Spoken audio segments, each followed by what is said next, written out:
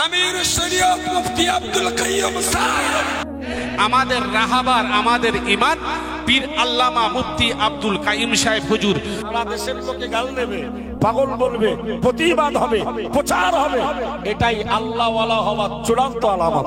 আসসালামু আলাইকুম ওয়া রাহমাতুল্লাহি ওয়া বারাকাতুহু। প্রিয় দর্শক মণ্ডলী, কেমন আছেন সবাই? আশা করছি আলহামদুলিল্লাহ আল্লাহ পাকের অশেষ রহমতে আপনারা অনেক ভালো আছেন। আমি আলহামদুলিল্লাহ আল্লাহ পাকের অশেষ রহমত এবং আপনাদের একান্ত দোয়ায় খুবই ভালো আছি। সো বন্ধুরা, বেসিক্যালি যে ব্যাপারটাকে নিয়ে আজকে আলোচনা করব, যে বিগত বেশ কয়েকদিন ধরে সোশ্যাল মিডিয়া তথা ফেসবুক বা ইউটিউবের মাধ্যম দিয়ে সমাজের বুকে একটা বিভ্রান্তকর ওয়াজ বলুন, আওয়াজ বলুন, ভিডিও বলুন, যাই বলুন না কেন, একটা ব্যাপক পরিমাণে ভাইরাল হচ্ছে এবং সেই বিষয়টাকে নিয়ে অনেক রকম ভাবে মত পোষণ করেছেন, কিন্তু সেখানে আমি কোন রকম মত পোষণ করেনি। কিন্তু আজকে বেসিক্যালি সেই ব্যাপারটাকে নিয়ে আমি আপনাদের কাছে আলোচনায় হাজির হয়েছি। তার বিশেষ কিছু কারণ রয়েছে।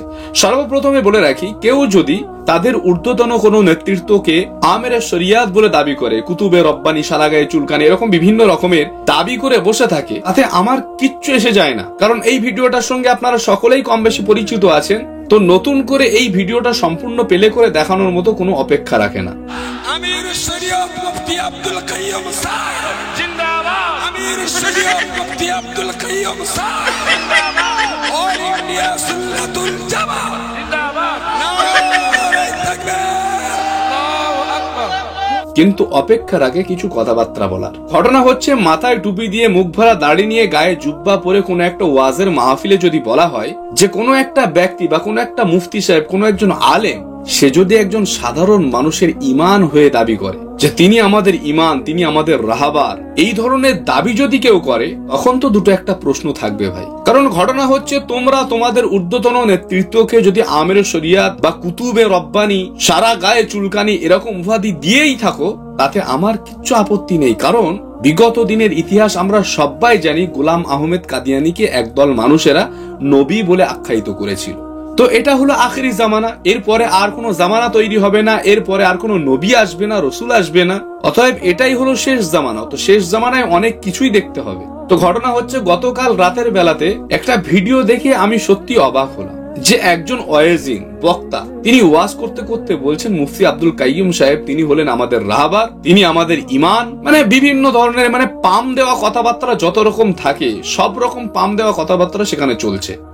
আমাদের রাহাবার, আমাদের ইমান পীর আল্লামা মুফতি আব্দুল কাইয়ুম সাহেব হুজুর। দেখলেন তো কেমন করে পাম দিচ্ছে, আর পামটা খাচ্ছেও সেরকম। কারণ আমার মনে হয় যে এই সমস্ত বিষয়বস্তুগুলোকে নিয়ে যখন আলাপ আলোচনা করার চিন্তা ভাবনা করে, তখন ওরা ঘরের মধ্যে একটা বসে মিটিং করে, আলাদা করে একটা আলোচনা সভা করে। সেই আলোচনা সভায় বলে, তুমি এই কথাটা বলবে, বাকিটা ট্যাকেল আমি দেবো, তুমি এই কথাটা বলবে, তাহলে তার বাকিটা ট্যাকেল আমি দেবো, এরকম ভাবে ট্যাকেল দেওয়া দেওয়ি ব্যাপার থাকে। কারণ বিগত দিন আপনারা দেখেছিলেন যে স্বঘোষিত যে মুফতি সাহেব ছিল, মুফতি আব্দুল মাতিন সাহেব, তিনি একটা বক্তব্যের মাঝখানে বলেছিল নবীরা সব ভিখারির বাচ্চা। তো সেটাকে সামাল দেওয়ার জন্য মুফতি রজব আলী সাহেব তিনি কেমন ভাবে প্রত্যেকটা ওয়াজের মাহফিলে ওই ব্যাপারটাই সাবজেক্ট। আজকে যারা বলে যে ফুরফুরা শরীফের পীর সাহেব হুজুররা বা পীর জাদা গণেরা, তানারা কেচ্ছা কাহিনী ছাড়া কিছুই জানে না, কিছুই ওয়াজ করে না, কিন্তু ইতিমধ্যে আমার নজরে যতগুলো ওয়াজ মাহফিল দেখলাম এই সমস্ত চাঁদা কোম্পানি বক্তাদের, তাদের প্রত্যেকটা ওয়াজের সাবজেক্ট হচ্ছে পীর সাহেব বা পীর জাদাদের বিরুদ্ধে কথাবার্তা বলা এবং মুফতি সাহেব হুজুরকে পীর বানানোর বিশাল একটা অপচেষ্টা চলছে। তো পর্যায়ক্রমে চলতে চলতে শেষ বেশ আমিরে শরিয়াত বলে দাবি করেছেন এবং কেউ কেউ তো নামের পূর্বে পীর, আল্লামা এরকম বিভিন্ন ধরনের দিচ্ছে। তো যাই হোক, সেটাকে ট্যাকেল দেওয়ার জন্য আরেক বক্তার ওয়াজ দেখলাম। সেই ওয়াজটা দেখার পরে আমি আরেকটু আশ্চর্য হলাম। তো আপনারা দেখুন একটু। আমিরে শরিয়াত মুফতি সাহেব হুজুর কিবলাকে মাতিন সাহেব হুজুর জামিয়ার স্টেজে বলেছেন, আমিরুস শরিয়াত মানে আমির মানে নেতা, নেতা। আর শরিয়াত শব্দের অর্থ হলো দ্বীন, ইসলাম, কোরআন, হাদিস, ইজমা, কিয়াস, নামাজ, রোজা, হজ, যাকাতের নিয়ম কানুন জানা হলো শরিয়াত। তাহলে শরিয়াতের যিনি নেতা, তাকে আরবি ভাষায় বলা হয় আমিরুস শরিয়াত। সুবহানাল্লাহ বলে সাহেব হুজুর কিবলার কাছ থেকে বাংলার আপামার জনসাধারণ তারা শরিয়াতের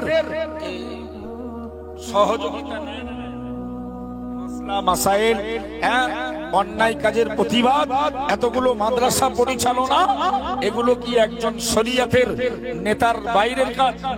মানে ইনার কথাবার্তা অনুযায়ী বোঝা যাচ্ছে যে ব্যক্তির কাছ থেকে শরিয়াতের জ্ঞান নেওয়া যায় সেই ব্যক্তিকে আমের শরিয়াত বলা যায়। ভাই কোন মাদ্রাসায় পড়েছিলে একটু অ্যাড্রেসটা দেবে ভাই। ঘটনা হচ্ছে এরা কোথায় থাকে আর কাদের সামনে ওয়াজ করে আর কারা এদের ওয়াজগুলো শোনে, আমার তো মাথায় ঢোকে না। যদি শরিয়াতের জ্ঞান কিছু থাকে এবং সেই শরিয়াতের জ্ঞানটা যদি কারোর কাছে পৌঁছে দেয় বা কেউ যদি জ্ঞানটা নেওয়ার জন্য চায়, তাহলে তাকে আমের শরিয়াত বলে দিতে হবে। আরে ভাই, আমাদের গ্রামের ইমাম সাহেব যিনি আছেন, সেই ইমাম সাহেবের কাছে কোনো একজন মানুষ যদি ওমরায় যাওয়ার চিন্তা ভাবনা করে, তবুও ইমাম সাহেবের কাছে গিয়ে পরামর্শ করেন। যদি বাড়িতে একটা কলমাখানি করেন, সেখানেও গিয়ে ইমাম সাহেবের কাছে পরামর্শ করেন। কোনো একটা ফেতরার বিষয়ে যখন একটা ফেতরা ধার্য করা হবে, এই যে পবিত্র মাহে রমজান শরীফ চলে আসছে, রমজান মাসে ফেতরাটা আমরা দিয়ে থাকি, তো ফেতরা কত টাকা করে ধার্য করা হচ্ছে ইমাম সাহেবের কাছে গিয়ে মানুষ জিজ্ঞাসা করে। ইভেন কোরআন শরীফ শেখার জন্য অনেক বাচ্চাদেরকে ইমাম সাহেবের কাছে পাঠিয়ে দেয়। অনেক বৃদ্ধ বাবাজিরা তানারাও গিয়ে কোরআন শরীফ শিক্ষা লাভ করেন বিভিন্ন ইমাম সাহেবদের কাছ থেকে। তাহলে ইমাম সাহেবরা কি আমের শরিয়াত হয়ে যাবে? এবার সাথে সাথে আরো একটা আপত্তি রয়েছে, সেই আপত্তিটা আমি আপনাদের কাছে জানাচ্ছি। ইনি ওয়াজের মাঝখানে বলতে বলতে বলেছেন যে দাদা হুজুর পীর কেবলা রহমাতুল্লাহ আলাইহির 5 কলিজার টুকরা, মানে 5 হুজুর পীর কেবলা গণেরা, তানারাও ছিলেন আমির শরিয়াত। আমির শরিয়াত একই পাড়ায় 10টা থাকে।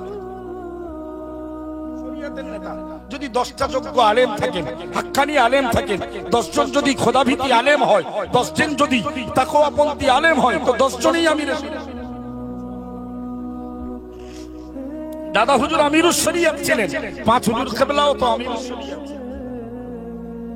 5 হুজুর কেবলা আমিরুস শরিয়াত ছিলেন, আল্লামা হুজুর আমিরুস শরিয়াত ছিলেন। সুবহানাল্লাহ বলে। দেখুন, হুজুর কেবলাদের সম্মান এবং শ্রদ্ধা আমি ছোট করতে চাইছি না, কিন্তু দাদা হুজুর পীর কেবলা রহমাতুল্লাহ আলাইহির পরে বসিরহাট আল্লামা হুজুর পীর কেবলা রহমাতুল্লাহ আলাইহি বাংলা আসাম খ্যাত বড় মাওলানা উপাধি পেয়েছিলেন। কিন্তু কোনদিনের জন্য দাদা হুজুর পীর কেবলা রহমাতুল্লাহ আলাইহি তিনি বসিরহাট আল্লামা হুজুর পীর কেবলাকে কখনো আমির শরিয়াত উপাধি দিয়েছিলেন? আমি বসিরহাট হুজুরকে ছোট করতে চাইছি না। ইনারা এটাকে নিয়ে আবার বিভ্রান্ত তৈরি করবে যে বসিরহাট হুজুরকে ইনি ছোট নজরে দেখছেন। আস্তাগফিরুল্লাহ, এরকম কোন এরাদা, কোন ইচ্ছাই আমার মধ্যে নেই। সাথে 5 হুজুর পীর কেবলা রহমাতুল্লাহ আলাইহি কারোর নামের পূর্বে আমের শরিয়াত এরকম উপাধি লাগিয়েছেন কি? কিন্তু এই ব্যক্তি ওয়াজের ময়দানে উঠে এই কথাটা বলেছেন যে 5 হুজুর পীর কেবলা তানারা আমের শরিয়াত ছিলেন। তাহলে যে জিনিসটা পীর আল্লামা সাইফুদ্দিন সিদ্দিকী রহমাতুল্লাহ আলাইহি, পীর আল্লামা নূর উদ্দিন সিদ্দিকী রহমাতুল্লাহ আলাইহি, পীর আল্লামা কালিমুল্লাহ সিদ্দিকী রহমাতুল্লাহ আলাইহি যারা বিদায় নিয়ে চলে গেছেন, তানারা পর্যন্ত কোনদিনের জন্য আশিকে রাসূল ছোট হুজুর পীর কেবলা রহমাতুল্লাহ আলাইহির নামের পূর্বে আমির শরিয়াত দেননি। মুফতি আজম মেজলা হুজুর পীর কেবলা রহমাতুল্লাহ আলাইহির নামের পূর্বে আমির শরিয়াত দেননি। তাহলে এই ধরনের মিথ্যা তকমা দিয়ে সমাজের মানুষকে কি বোঝাতে চাইছো তোমরা? আমার অসুবিধাটা, আমার প্রবলেমটা এই জায়গায়। আর যারা মোটামুটি অন্ধভক্তের মতো ভক্তি করছেন, অবশ্যই গালাগালি করে যাবেন। আর যারা আমার কথার সঙ্গে সহমত হয়েছেন, অবশ্যই ভিডিওতে একটা লাইক করে, সুন্দর করে একটা কমেন্টস করে আপনার বন্ধুদের কাছে, আপনার পরিবারদের কাছে অবশ্যই ভিডিওটাকে শেয়ার করে দিন। এবং চ্যানেলে নতুন হলে অবশ্যই সাবস্ক্রাইব করে পাশে থাকুন। আল্লাহ পাক আমাদের সকলকে সঠিক বুঝ দান করেন। আল্লাহুম্মা আমিন। আসসালামু আলাইকুম ওয়া রাহমাতুল্লাহ।